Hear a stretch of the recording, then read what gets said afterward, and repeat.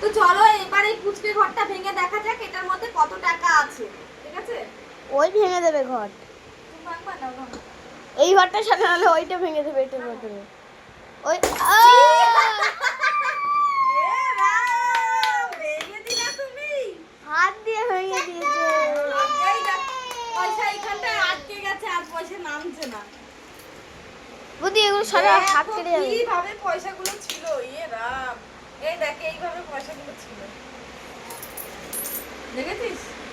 পয়সাগুলো নিচ্ছে আবার, দেখ কি মজা লাগতো, কি মজা। কত মজা। আর পয়সাগুলো নেয় না, পয়সা নিয়ে মুখে দেবে না কিন্তু। হাত দিয়ে ভেঙে ফেলেছে। ওই দাও দাও নো।